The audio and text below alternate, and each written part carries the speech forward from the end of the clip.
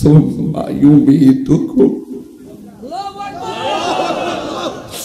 এই থাবা বুঝি আমার দাদারেও দিছে, এই থাবা বুঝি আমার আব্বারেও দিছে, এই থাবা বুঝি আপনার আম্মারেও দিছে। আল্লাহ এত মায়ার সাগর, এত মায়া কইরা তুমি দুনিয়া সাজাইছো গো। সন্তানের কাছ থেকে মারে ঠুসকিরা কাইরা লইয়া গেছো, এই ইউনিয়ন থেকে চেয়ারম্যান কাইরা লইয়া গেছো, এই জেলা থেকে আসন থেকে এমপি কাইরা লইয়া গেছো। ও আল্লাহ, রাঙ্গুনিয়ার মরিয়ম নগরের বাবা আমার মালিকের ডাক দিয়া বলো আল্লাহ। তাহলে আপনার মনটা নিয়ন্ত্রণ থাকবে। এই জন্য আল্লাহ রাব্বুল আলামিন সর্বপ্রথম চোখের কথাই বলেছেন। আমার যুবক ভাইরা, পায়ে হাত রেখে বলবো, আজকের ওয়াজ শুধুমাত্র ওয়াজ হিসাবে নয়, নিজের ব্যক্তি জীবনী, পারিবারিক জীবনী, সামাজিক জীবনী আজকের ওয়াজের প্রতিফলন চাই।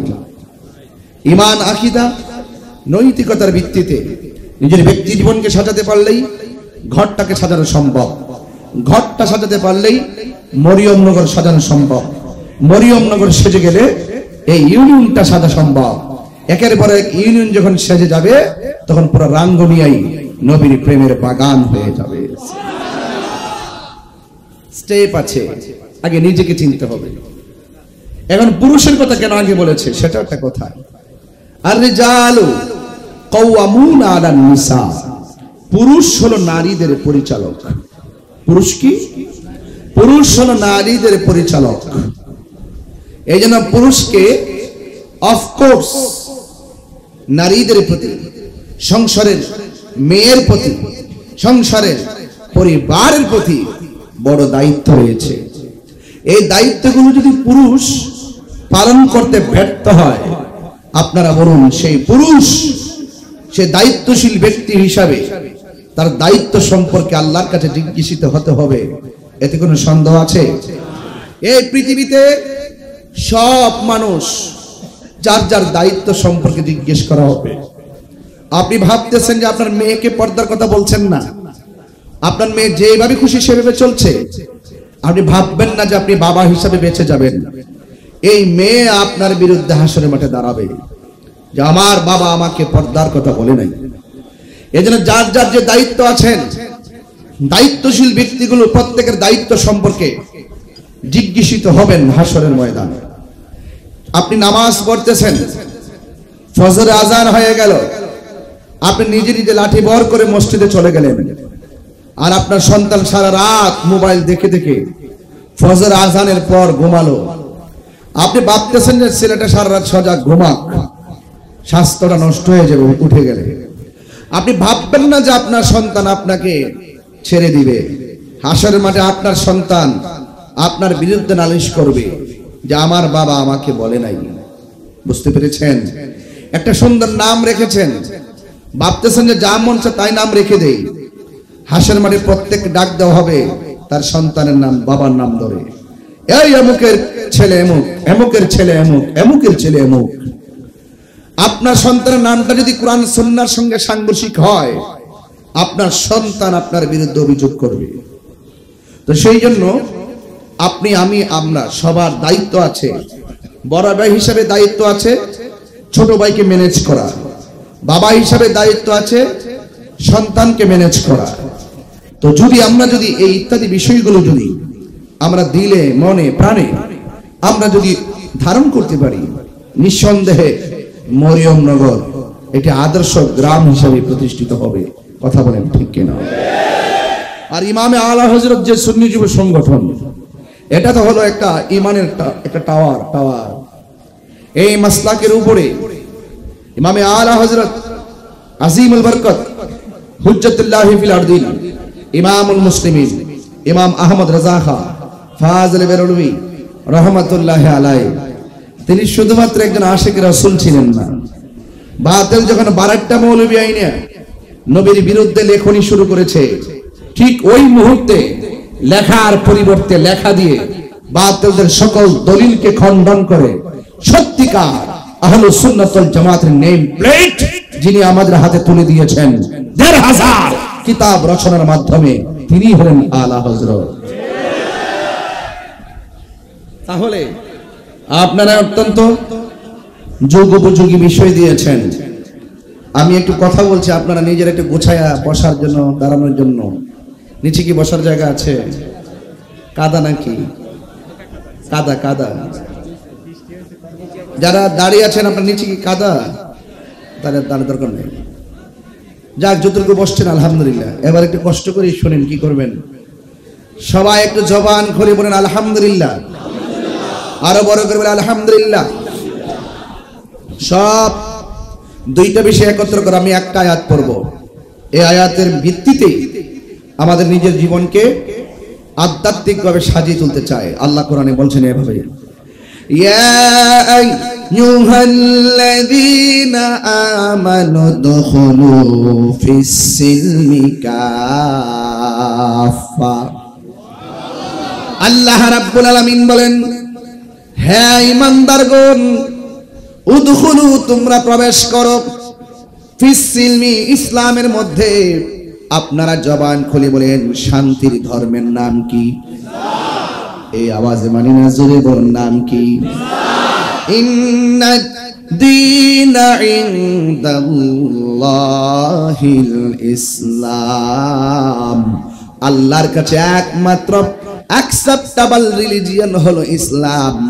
ইসলাম হলো শান্তির নাম, ইসলাম হলো মানবতার নাম, ইসলাম হলো ভ্রাতৃত্বের নাম, ইসলাম হলো সাম্যের নাম, ইসলাম হলো একতার নাম। কথা বলেন ঠিক কি না বলেন? যে ইসলাম আমরা ধারণ করি, ইসলাম শান্তির নাম।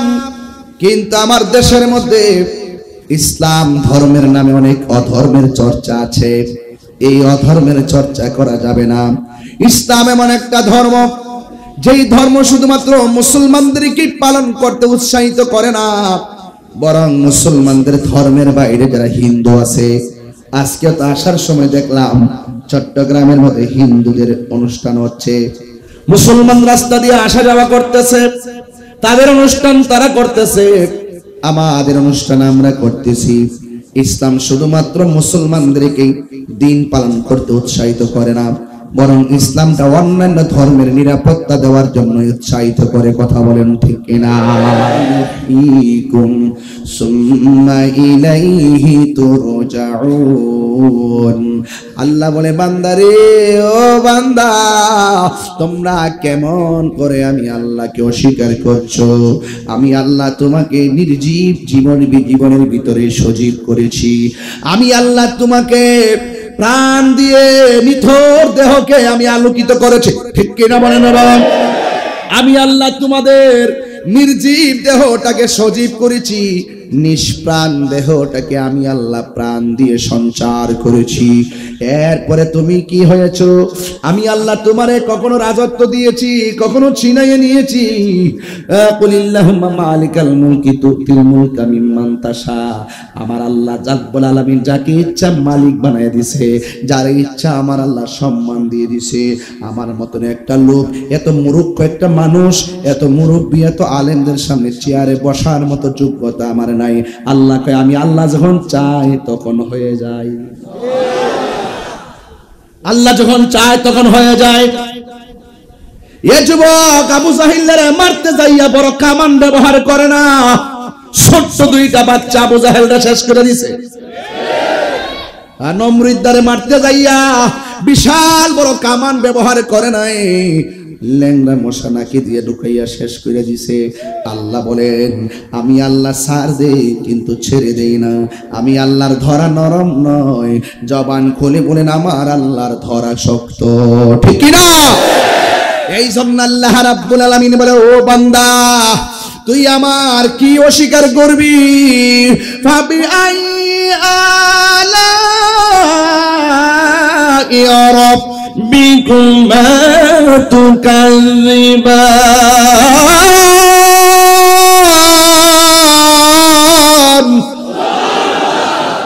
আল্লাহ বলে, বান্দা রে, তুই আমার কোন কোন নিয়ামতকে অস্বীকার করবি? তুই ছিলি মুর্দা, আমি আল্লাহ তোরে জীবন দিলাম। জীবন দেওয়ার পরে আমি তাহিরি বক্তা হয়ে গেলাম। জীবন দেওয়ার পরে কেউ চেয়ারম্যান হয়ে গেল, জীবন দেওয়ার পরে কেউ এমপি হয়ে গেল, জীবন দেওয়ার পরে কেউ টিনের ঘরের মালিক হয়ে গেল। আল্লাহ কয় বান্দারে, তিনবার কোন আল্লাহু আকবার।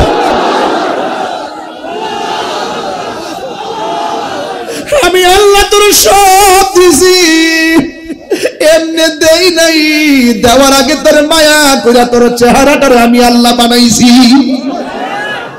আমি আল্লাহ তোর মালের মালিক বানাইবার আগে, আমি আল্লাহ তোর ধনের মালিক বানাইবার আগে, আমি আল্লাহ তোর পদের মালিক বানাইবার আগে গো, আমি আল্লাহ নিজের হাত দিয়া তোর চেহারাটারে বানাইছি।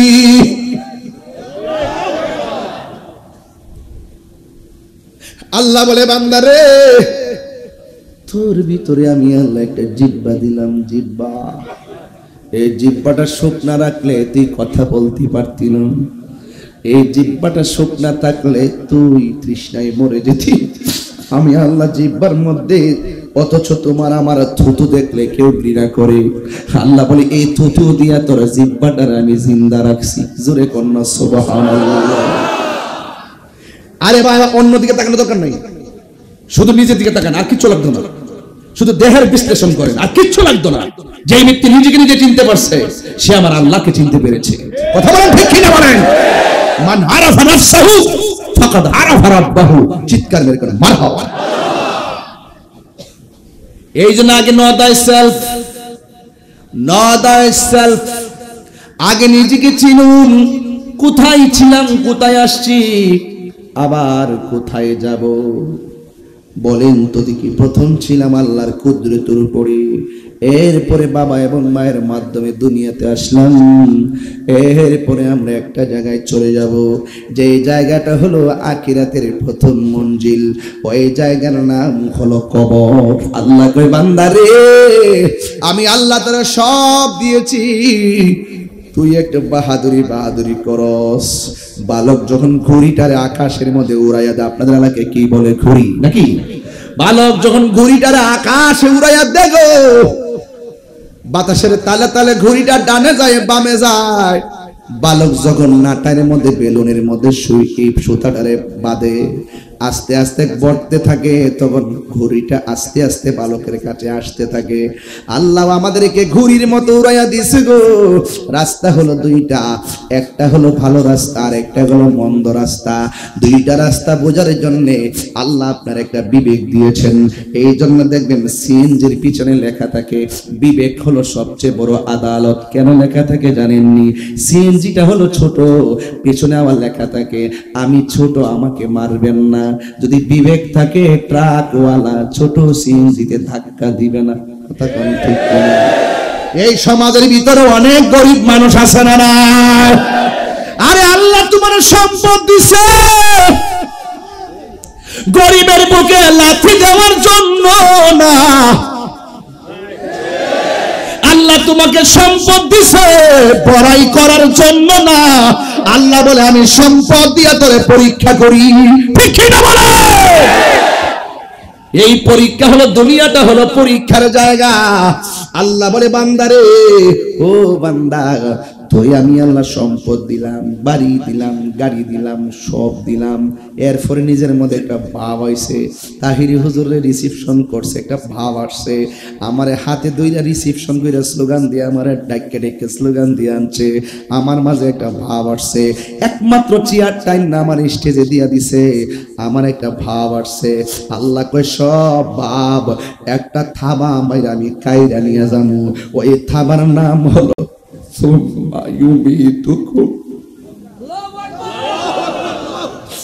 এই থাবা বুঝি আমার দাদারেও দিছে, এই থাবা বুঝি আমার আব্বারেও দিছে, এই থাবা বুঝি আপনার আম্মারেও দিছে। আল্লাহ এত মায়ার সাগর, এত মায়া কইরা তুমি দুনিয়া সাজাইছো গো। সন্তানের কাছ থেকে মারে ঠুসকিরা কাইরা লইয়া গেছো, এই ইউনিয়ন থেকে চেয়ারম্যান কাইরা লইয়া গেছো, এই জেলা থেকে আসন থেকে এমপি কাইরা লইয়া গেছো। ও আল্লাহ, রাঙ্গুনিয়ার মরিয়ম নগরের বাবা আমার মালিকের কাটা দিয়া বলো আল্লাহ।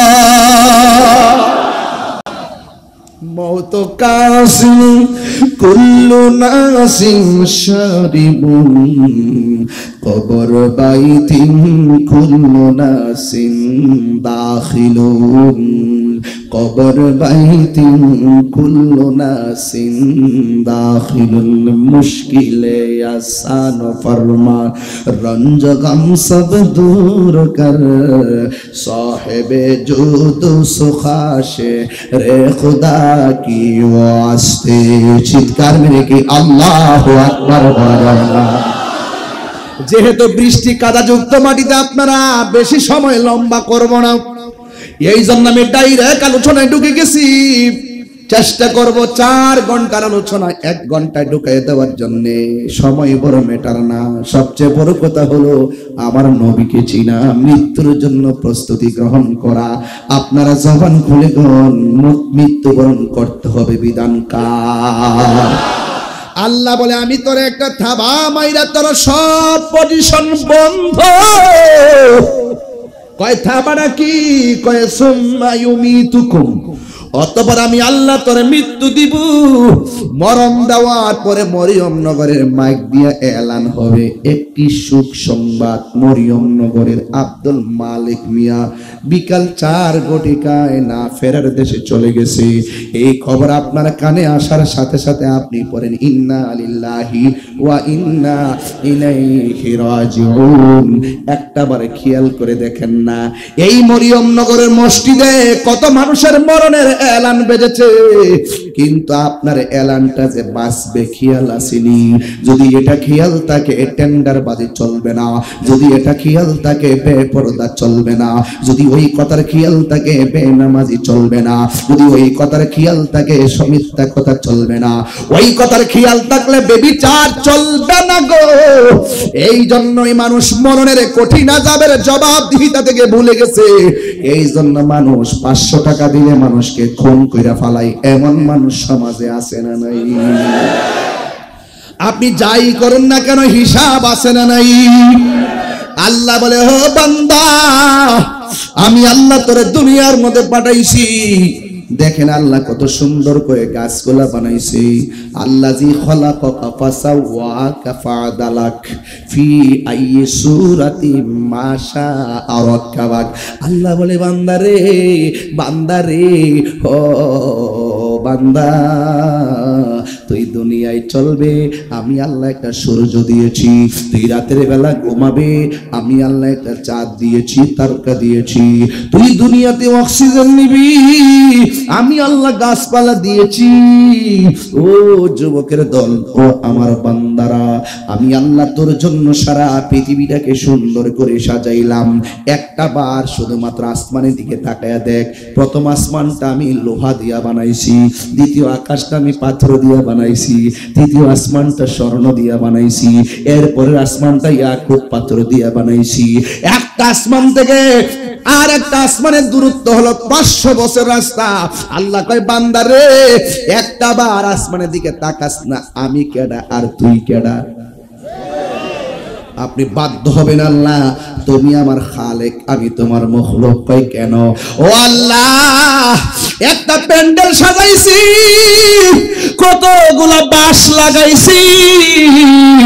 আল্লাহ এত ভারী একটা আসমান বানাইছো, একটা না দুইটা না 7টা আসমান বানাইছো। আল্লাযী খালাকা সাবআ সামাওয়াতিন তিবাকা। আল্লাহ রাব্বুল আলামিন 7টা আসমান বানাইছে। একটা আসমান থেকে আরেকটা আসমানের দূরত্ব হলো 500 বছর রাস্তা। কিন্তু এত ভারী আসমান বানাইতে যাইয়া আমার আল্লাহ একটা খুঁটিরও ব্যবহার করে নাই। আমার ওয়াজ কি কোনো বেলাইনে করতেছি? আপনি বলেন তো সমাজে এই ওয়াজগুলো দরকার আছে কিনা? একটু তো আল্লাহ এত মায়া করছে কি বাবা, আজকে কিন্তু তুফান হইতে পারতো না? আজকে একটা মুসলমানের ঢল হইতে পারতো না? এই বান্দা, এই কমিটির পোলাপাইন সাজদা দিয়ে পড়ে থাকলো, আল্লাহ যেন তো মেহেরবান, তার শুকরিয়া আদায় হবে না। কথা বলেন ঠিক কিনা? যে গরম ছিল একটু হালকা ঠান্ডা দিয়ে আমাদেরকে উপযোগী করে দিয়েছেন। আল্লাহ শুধু পরীক্ষা করেন, শুধু পরীক্ষা করেন। বলেন না, মেহেরবান তুমি, মেহেরবান, মেহেরবান তুমি, মেহেরবান। একটু ইকো দেন, সাউন্ডটা বাড়াই দেন। মেহেরবান তুমি, মেহেরবান, মেহেরবান তুমি, মেহেরবান। আমি পাপী গুনাহগার, তুমি ছাড়া কে আছে আর, ক্ষমা করো ও গো প্রভু, তওবা করি বারে বার। ইয়া রহিমু ইয়া কারিমু মেহেরবান, ইয়া রহিমু ইয়া কারিমু মেহেরবান, মেহেরবান মেহেরবান তুমি, মেহেরবান, মেহেরবান তুমি, মেহেরবান, মেহেরবান।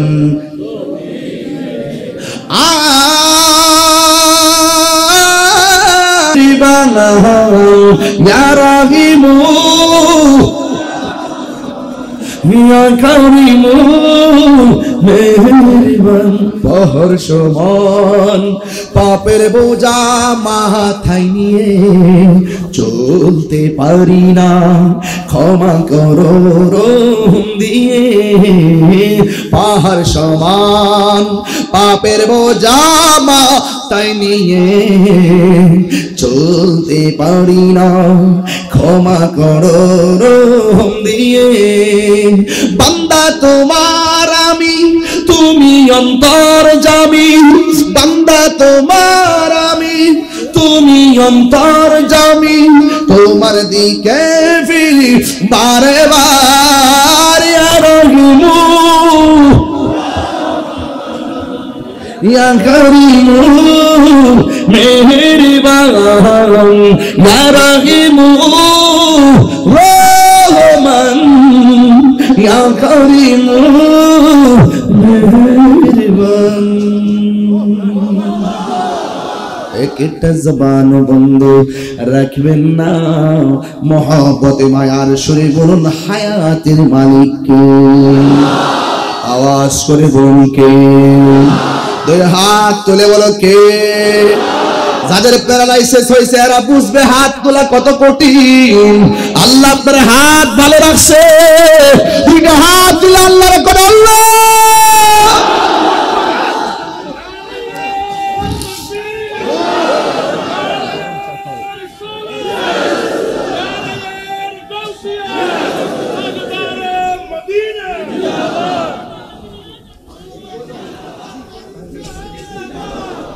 আল্লাহু আকবার বলেন।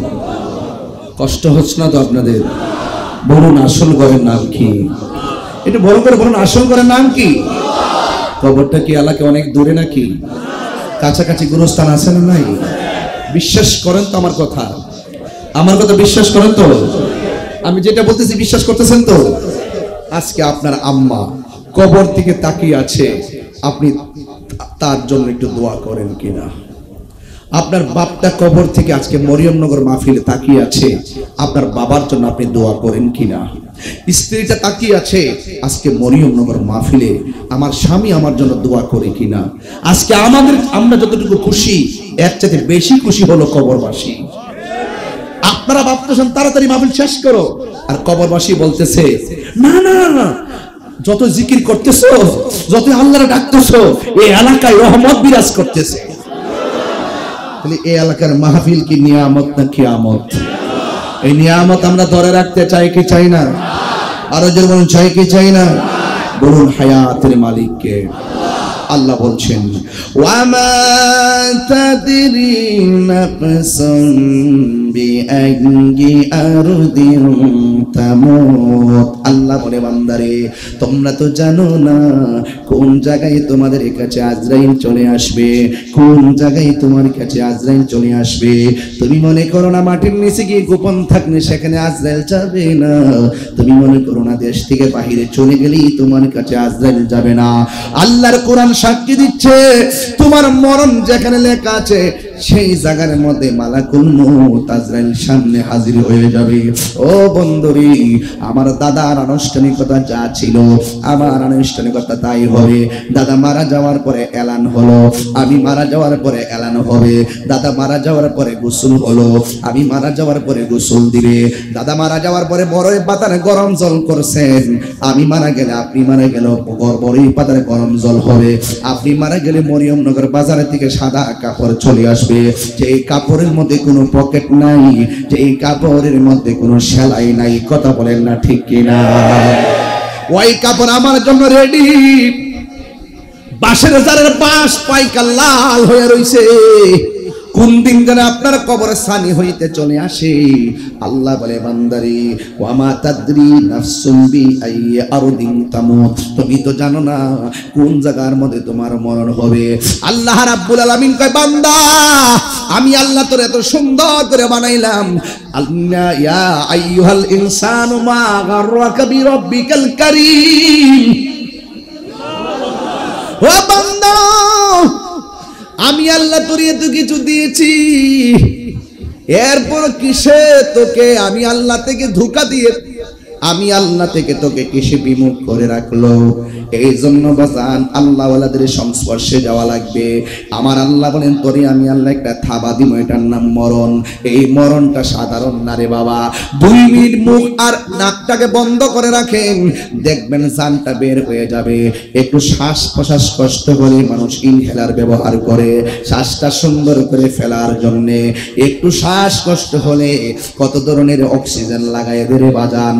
এই জন্য আমার যুবক ভাইয়েরা সুস্থ থাকা অবস্থায় জীবনে স্বাধীনভাবে কত শ্বাস নিয়েছেন, 1 টাকা বিল দেওয়া লাগে নাই। আইসিইউতে গেলে বোঝা যায় কত মাসে কত দিন, কথা কোন ঠিক না রে বাবা? আইসিইউর মধ্যে গেলে বোঝা যায় এই শ্বাস ফেলার মূল্য কত। আপনি এখন শ্বাস ফেলছেন, 1 টাকা বিল দেওয়া লাগে না। বাতাস খাইতেছেন, বাহিরের বাতাস 1 টাকা বিল দেওয়া লাগে না। একদিন আজরাইল আইসা শ্বাসটার মধ্যে চাপা দিয়া ধরবো, নাকটার মধ্যে চাপা দিয়া ধরবো, মুখটার মধ্যে চাপা দিয়া ধরবো, হাড্ডিগুলা এমন ভাবে গুড়া বানাই ফেলবো আপনার পায়খানা করে বিছানা বাসাই দিবেন, প্রস্রাব করে বিছানা বাসাই দিবেন। আল্লাহর হাবিব বলে মরণ বড় কঠিন, মরণ বড় কঠিন। আজরাইল যখন তোমার সামনে চলে আসবে, আমার পাশে মা বসা, ভাই বসা, বোন বসা, কেউ আমার মরণের সার্জারি টের পাবে না। আজরাইল এত বড় ঘরের ভিতরে কোন ফাঁকে ঢুকলো, কোন ফাঁকে আমার রুহটারে নিয়ে গেল, আমরা যারা পরিমাণ টের পাবো না। কুল্লু নাফসিন যায়িকাতুল মউত, সব প্রাণীকে মৃত্যুর স্বাদ গ্রহণ করা লাগবে। বন্ধুগণ, কেন তাহিরি হুজুর ইমানের কথা বলে, কেন মরিয়মনগরের মানুষ ঈদ মিলাদুন নবী পালন করে? আমার নবীকে খুশি করতে কেন চাই? নবীরে মিলাদের মাধ্যমে খুশি করতে চাই। আর কথা কোন ঠিক কি না? নবীরে আমরা জুলুসের মাধ্যমে খুশি করতে চাই, নবীকে আমরা সালামের মাধ্যমে খুশি করতে চাই, নবীকে আমরা দরুদের মাধ্যমে খুশি করতে চাই, নবীকে আমরা কিয়ামের মাধ্যমে খুশি করতে চাই, নবীকে আমরা সানায়ে মুস্তফার প্রদর্শনের মাধ্যমে খুশি করতে চাই। কেন কেন? আমার নবী বলে উম্মত আজরাইল যখন আসবে ওই সময়ের ভিতরে আমার নবীর দিদার যদি নসিব হয়ে যায়, সুবহানাল্লাহ করে দেই, নবীর দিদার যদি নসিব হয়ে যায়, এমন নসিব আমরা রইবনি, এমন নসিব রাঙ্গনি আর বাবাদের রইবনি গো ইয়া রাসূলুল্লাহ। যারা আপনার মহব্বতে কাদাযুক্ত মাটির মধ্যে দাঁড়ায় রইছে, আমরা কিছুই চাই না, একটা বার আপনার দিদার চাই। কিশোর বয়সে না পাইলে আপত্তি করি না, যৌবন বয়সে না পাইলে আপত্তি করি না, বুড়া কালো না পাইলে আপত্তি করি না। কথা দেন গো নবী, মরণের কালে আপনার দিদার নসিব হইবনি। আমার মরণের কত দিন বাকি আমি জানিলাম না গো আল্লাহ, মরণের কত দিন বাকি। আজকে মরণ আসতে পারে কি পারে না? আর আজরাইলা শিয়া যখন হস্তে দিবা ধরি, আজরাইলা শিয়া যখন হস্তে দিবা ধরি, তখন আমার মনা ভাই করবা লোকালোকি আমি জানিলাম না গো আল্লাহ, মরণের কত দিন বাকি আমার মরণের কত দিন বাকি আমি জানিলাম না গো আল্লাহ, মরণের কত দিন বাকি।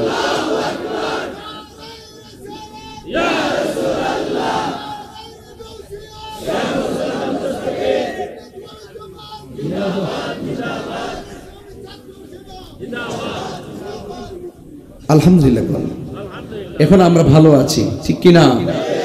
আমরা সুন্নিরা কি দুই না এক? আর কি দুই আছে? সত্যি করে দুই আছে? পীরে পীরে ভাগ আছে, সুন্নি সুন্নি ভাগ আছে। এবার আমরা এক, যেদিকে যামু কেন্দ্রীয় নির্দেশে একদিকে যামু, যারা দিমু একসাথে দিমু। রাজনীতি করি আর না করি একটা ভোটের মালিক তো আছি। কথা বলেন ঠিক কিনা বলেন? এবার জবাব হবে ইনশাআল্লাহ। বুলেটে জবাব হবে না, ব্যালটে জবাব হবে। তুমি কে আমি কে, তুমি কে আমি কে, নীরব না বিপ্লব, নীরব না বিপ্লব, মস্তকে হারা হলো। আল্লাহু আকবার জোরে বলেন। আমি আজকে রাগ করে চেত করে কণ্ঠ জুড়ে চিৎকার মানে ওয়াজ করতে আসি নাই। আমার বিষয় দিয়েছেন নরম, আমি ঠান্ডা মাথায় ওয়াজ করতেছি।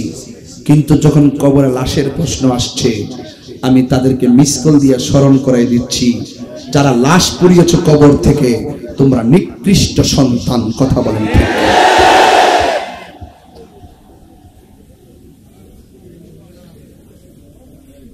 শুধু আমরাই প্রতিবাদ করলাম আর অন্যান্য মৌলবীরা প্রতিবাদ করে না। It's must be regretted. বড়ই পরিতাপের বিষয়। হক কথা তিক্ত হলে বলতে হবে, হক কথা তিতা হলে বলতে হবে। আল হাক্কু মুররুন, সত্য তিক্ত হলে বলতে হবে। আমার কবরে এমপি সাহেব যাবে না, আমার কবরে মন্ত্রী সাহেব যাবে না, আমার কবরে চেয়ারম্যান সাহেব যাবে না, আমার কবরে কোনো নেতা যাবে না। ওয়াবাশশিরিল্লাযিনা আমানু ওয়া আমিলুস সালিহাতি আন্না লাহুম জান্নাতিন তাজরি মিন তাহতিহাল আনহার। আমার ঈমান, আমার আমল আমার সাথে যদি থাকে, এই পৃথিবীর কেউ লাগবে না। রাসূল বলেন, তোর কবরে আমি রাসূল সশরীরে হাজির হয়ে যাব।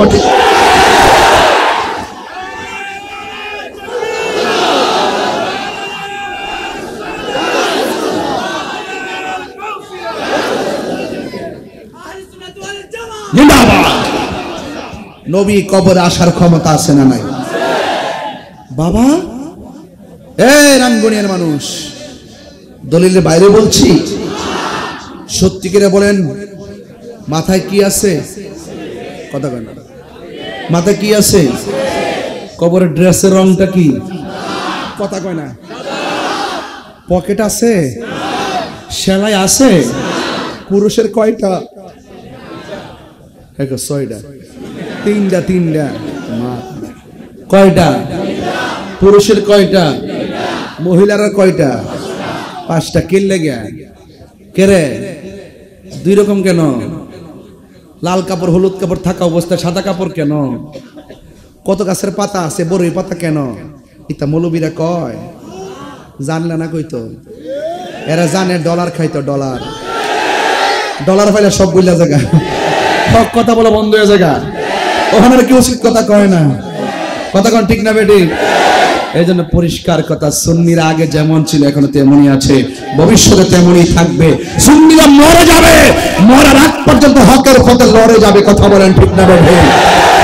আমি কাউকে আঘাত করা আমার উদ্দেশ্য নয়, আমি শুধু বলতে চাই একদিন মরে যেতে হারিয়ে যাব, একদিন আমি রবনায় ভুবন চিরদিন। সুবহানাল্লাহ কয় না? ক্ষমা করে দিও তোমরা আমায়, বলো তোমরা আমায়, ভুল করে থাকি যদি কোনো দিন হারিয়ে যাব, আর বনায় ভুবন চিরদিন। বাঁশ বাগান আছে আপনাদের এলাকায়? বাবাজান বাঁশ যার আছে, বাঁশি বাগানে বা গুরুস্থানে হয়তো দিবে মোরে খবর। একটু হাত দিল না? বাঁশি বাগানে বা গুরুস্থানে হয়তো দিবে মোরে খবর, তোমরা আমায় যাবে ভুলে, রাখিবে না জানি কোনো খবর, পড়বে কি মনে আমার কথা, ফেলবে কি অশ্রু কোনো দিন হারিয়ে যাব, রবনায় ভুবন চিরদিন, বলো হারিয়ে যাব একদিন, রবনায় ভুবন চিরদিন।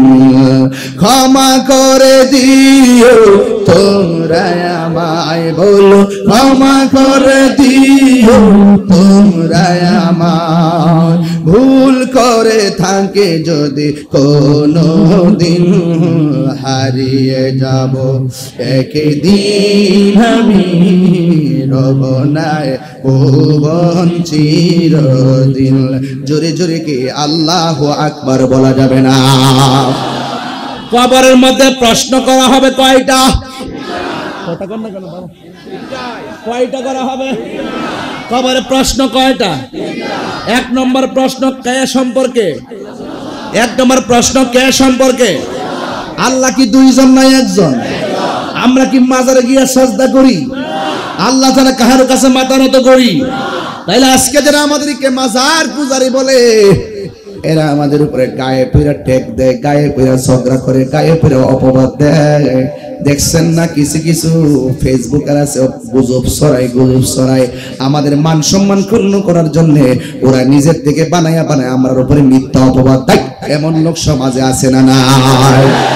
তাইলে মার রব্বুক, আমাদের রবকে, ওয়া ইলাহুকুম ইলাহু ওয়াহিদুন লা ইলাহা ইল্লা হুয়ার রহমানুর রহিম।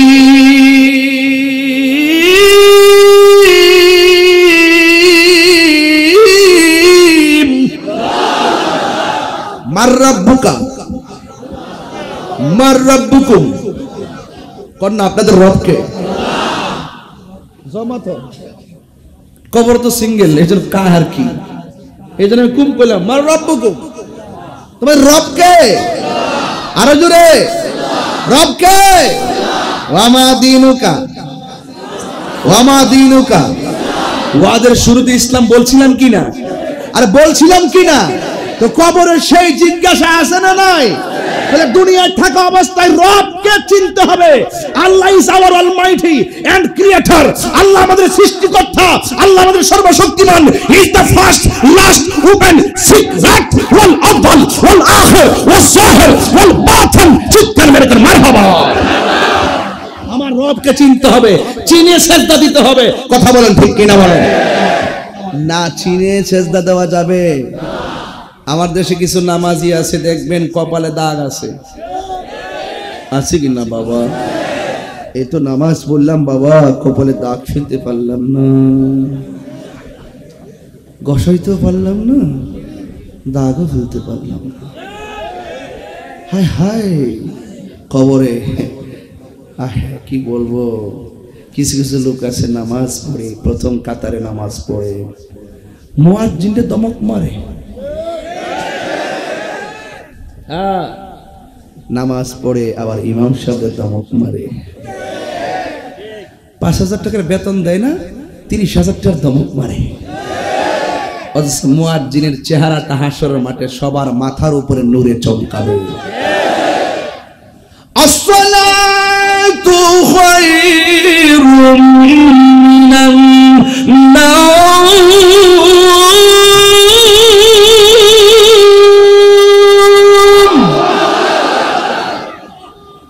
মুয়াজ্জিনের জিগাও জীবনে কত ঘুম ভাঙ্গা ভাঙ্গা আজানটা দিছে, আর তুমি 7 দিনের মধ্যে 3 দিন হইতা তাও জ্বর 99 হইলে ইমাম সাহেবের ইমাম সাহেব শরীরটা বেশি ভালো না, জ্বর উঠছে। মানে ইমাম সাহেব একটা বুঝ দেয় আর কি যে হাজির সাহেব নামাজ না পড়ে কেমনে গরু ঘুমাইলো, এটা বুঝ দেয় আমার জ্বর। অথচ তার মনের খবর জানে কেডা? 99 হইলে লড়তারে না। আর আইয়ুব আলাইহিস সালামকে আল্লাহ অল বডিটা ফসাইছে, অসুবিধা কি? আমার জিহ্বাটারে ভালো রাখো। কয় কেন? এই জিহ্বা দিয়ে যেন আপনার জিকির করতে পারি। আর 99 জ্বর উঠলই ইমাম সাহেব জ্বরে একদম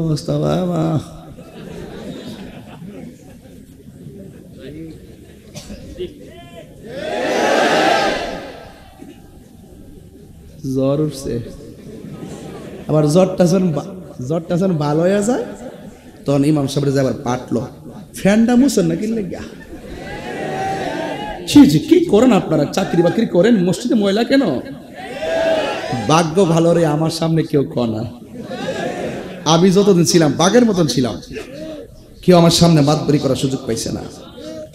যদি আমারে বলতে কইলাম যে এই যে এইদিকে দয়া করে আপনি মুছে দেন, কারণ ইমাম হলো সমাজের বাদশাহ, ইমাম হলো সমাজের আমির, ইমাম হলো সমাজের সবচেয়ে বড় নেতা। ইমাম সাহেব বেতন দেয়, ইমামতি করে না। যে ইমামটা 8,000 টাকা বেতন পায়, সে যদি সিএনজি চালায় মাসে 30,000 টাকা রুজি করতে পারবে। কথা বলতে সে মসজিদের মেহরাব পাহারা দেওয়ার জন্য নামাজের ইমামতির পদ বেছে নিয়েছে। কথা বলেন ঠিক না বেটা? ইমাম সাহেবের দমক মারে, 60 টাকার বেতন দে, 30 টাকার দমক মারে। আবার খবর লিয়ে দেখলাম তাই না, সুদখোর নাম্বার 1। এখন তো কোনো মৌলবীরা সুদের ওয়াজ করে না, এখন সব আল্লাহর ওলি নীরবে নীরবে আছে, কোন রকম জান্ডা বাসে এটা আছে। একজনের স্টেজে বইলি তো তাফসিরে ইন্ডিয়া, তাফসিরে পিয়ার পদ্ধতি, কত যে নাডিঙ্গি ডুডিঙ্গি চলতেছে। দীর্ঘদিন পরে হলো এখন জাতি বুঝতে পেরেছে এই দেশে একমাত্র চরিত্র পিয়ার কিয়ার একমাত্র দল আহলুস সুন্নাত ওয়াল জামাত।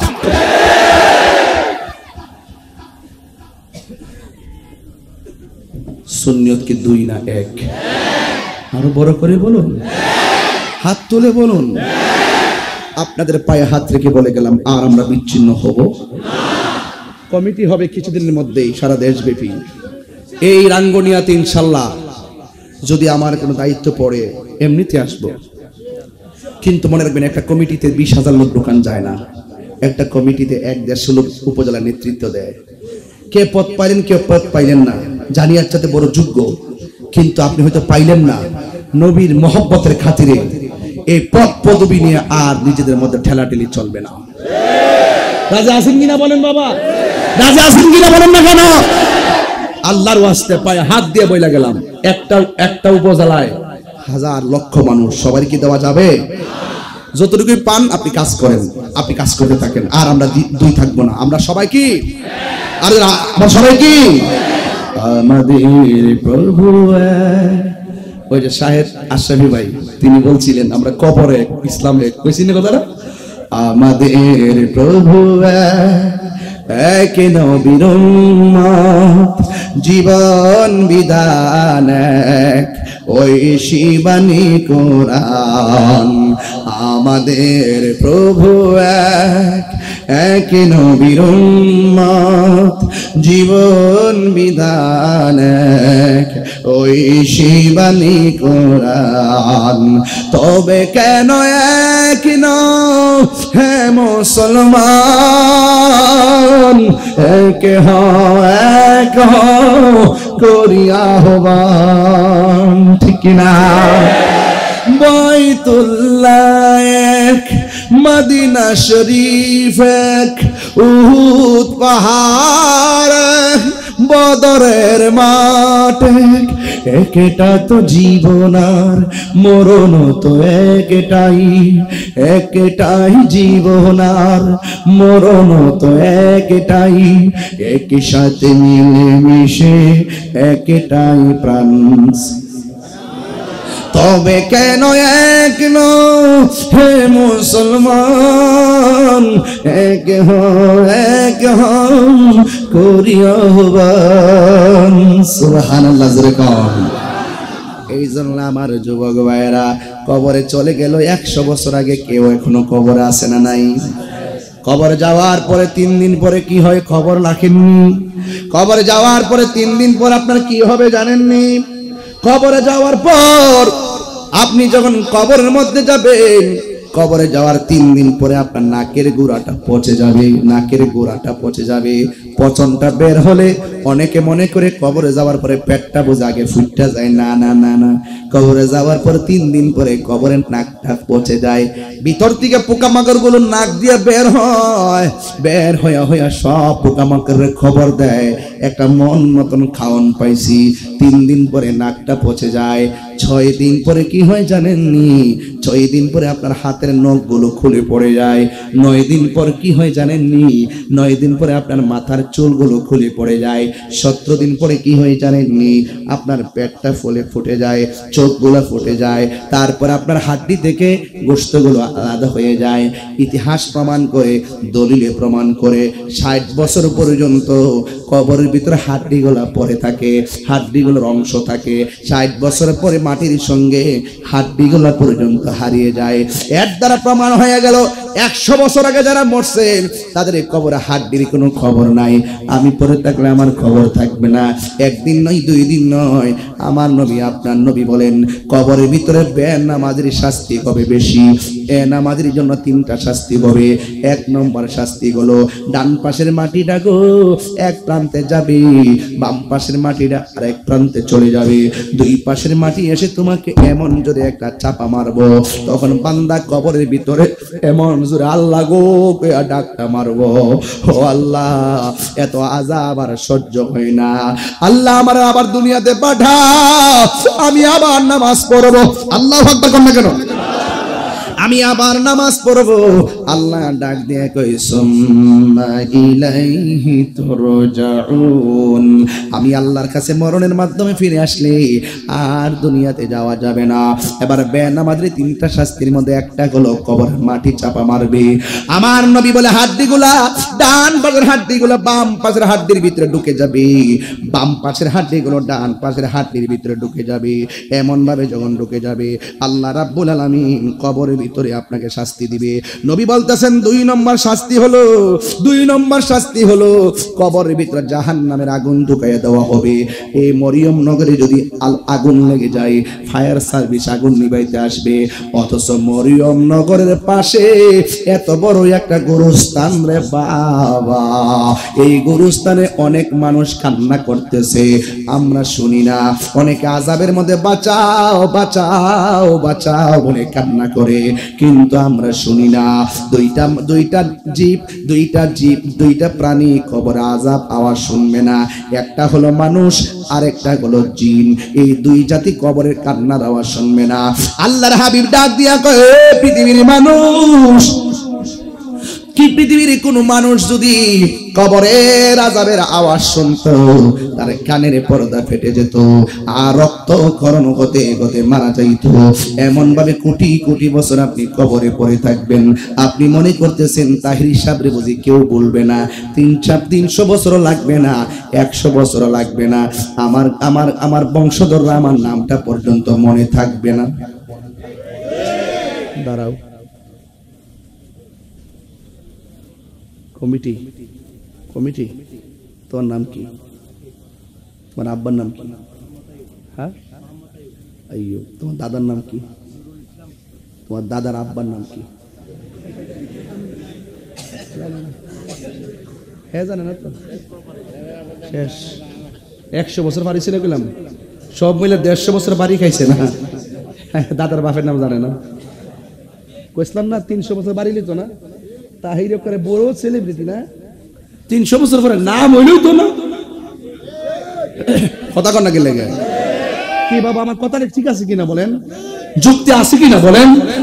এই জন্য ফুলের সৌরভ, মানুষের গৌরব চিরদিন থাকে না, চিরদিন। এই কবরের ভিতরে মানুষ পড়ে থাকবে। এই কবর থেকে একদিন ইসরাফিলের সিংহে ফু দেওয়ার পরে মানুষ একদিন হাসরের ময়দানে উঠবে। চিৎকার মেরে কে আল্লাহু আকবার বলা যাবে না। আমি হাদিসটা আপনাদের সামনে পড়ছি, আপনারা বসবেন। কবরের মধ্যে সবাই পড়ে থাকবে। একদিন কিয়ামত হয়ে যাবে। কুল্লু মান আলাইহা ফান।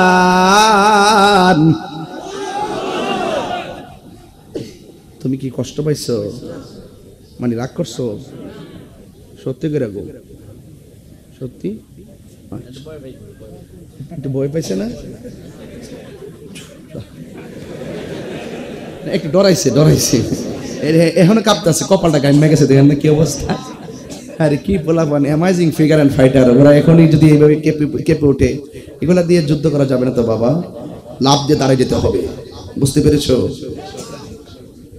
এখন কিছু সাহস হয়েছে। আমার মনে হয় আপনাদেরকে একটু বেশি কথা বলতেছি না?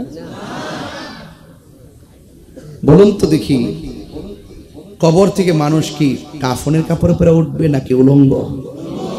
আরো বড় করে বলে না কেন? এখন কিন্তু একটা সিরিয়াস ওয়াজ, আর একটা পর্ব শুরু হবে। এটা অনেক ভয়াবহ। এটা কি অনেক ভয়াবহ এবং করুণ। ওই ওয়াজের ভিতরে আমি পর্দাটা ঢোকাবো ইনশাল্লাহ। কমে গেলে আরো একটু লম্বা হলে ওয়াজ একটু বাড়লে অসুবিধা হবে আপনাদের, আর 10 মিনিট বাড়লে অসুবিধা হবে।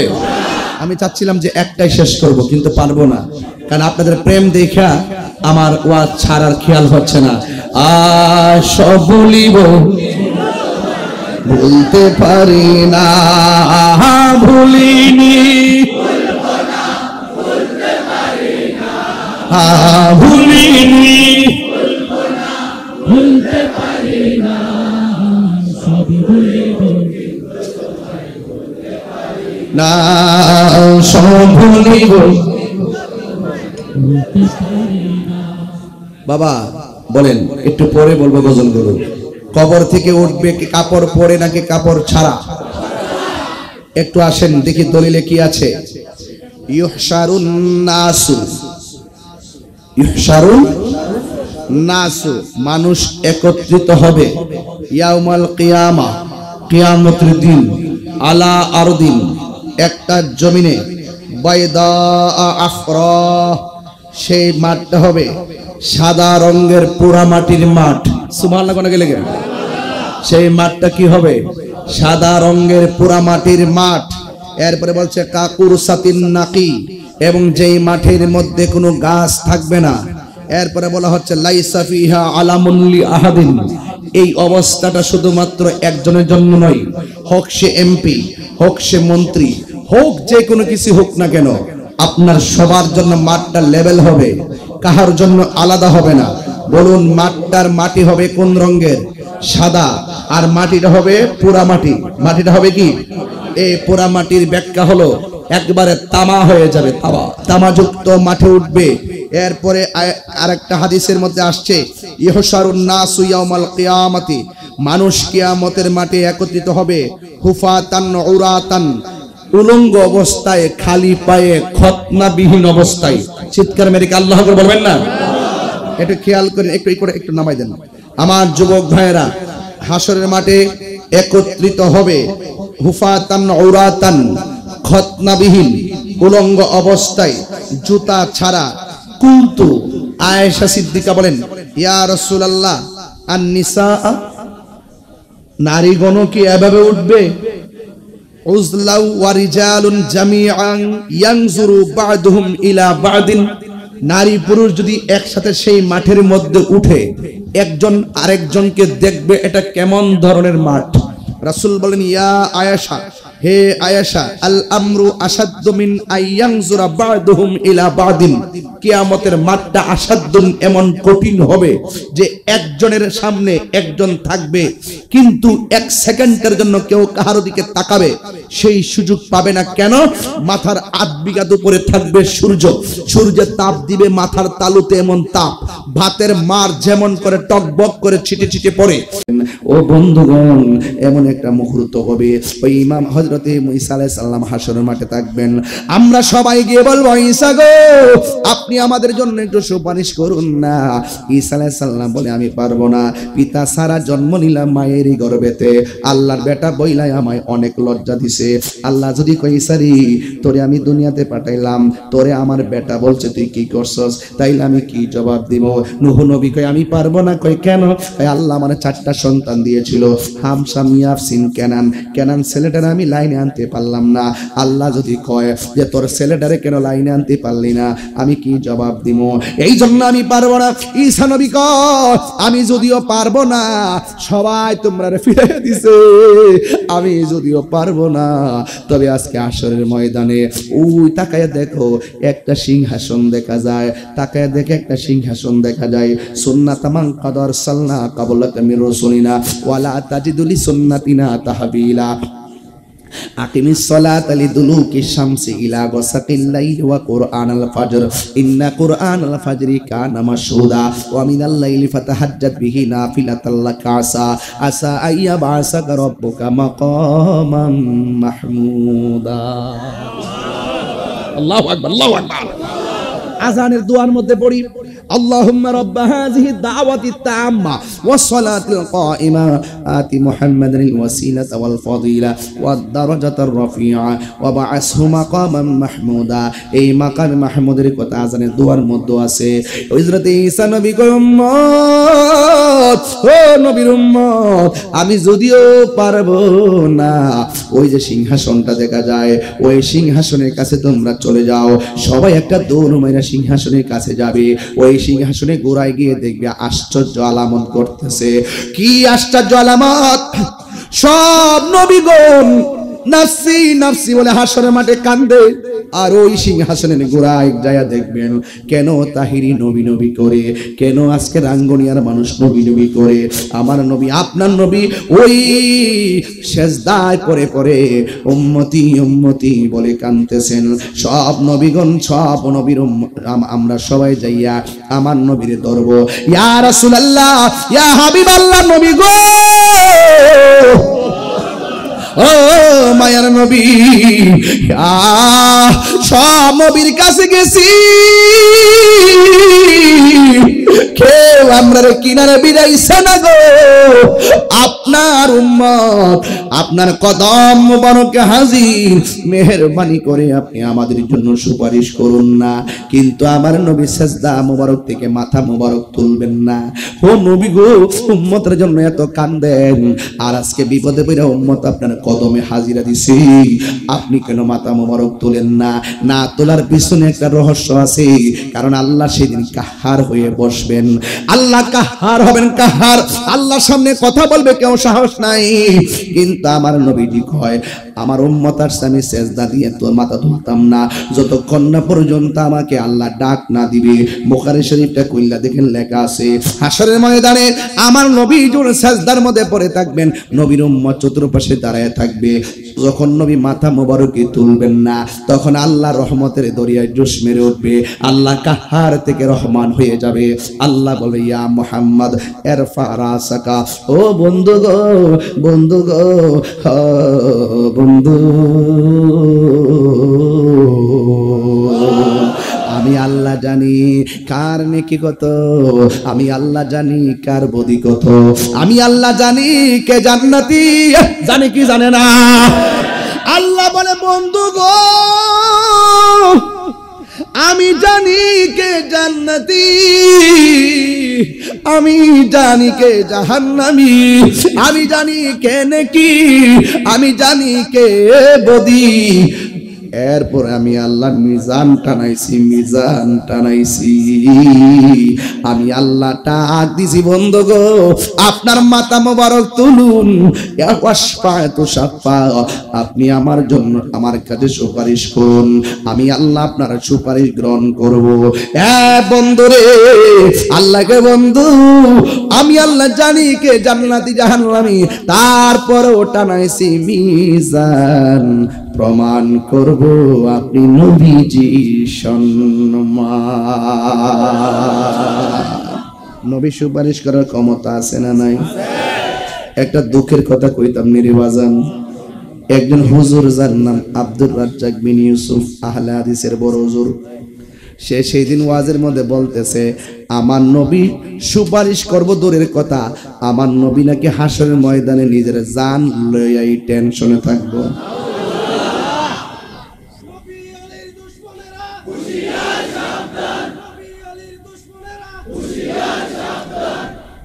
আল্লাহ দিয়েছে নবীকে সম্মান, তোমার হিংসায় হবে কি?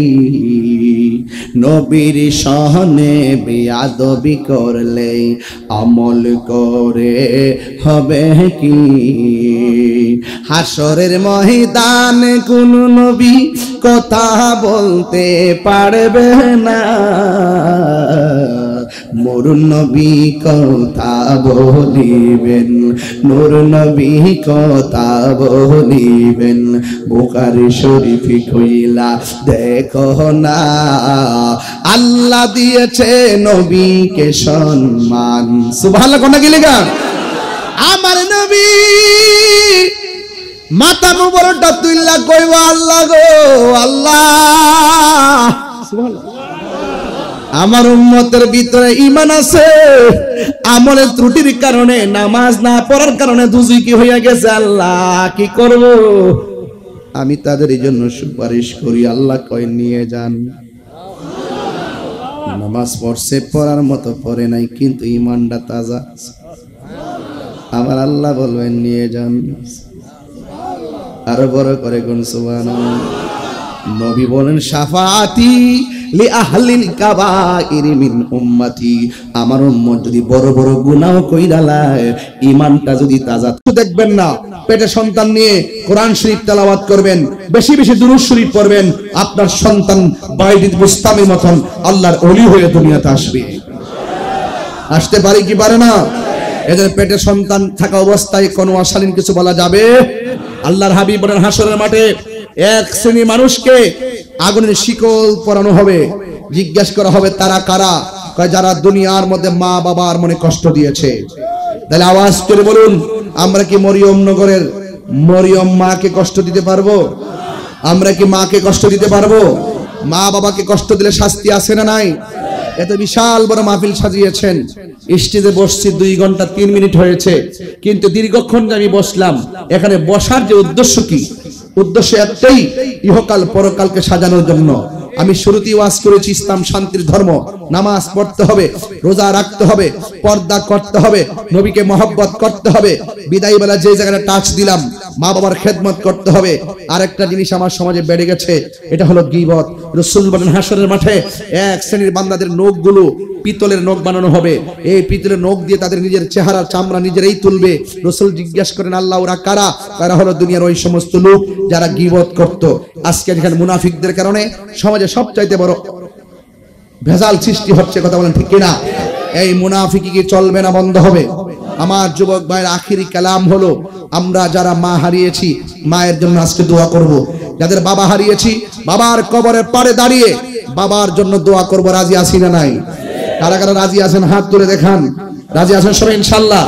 আল্লাহ যেন কবুল করে বলুন আমিন।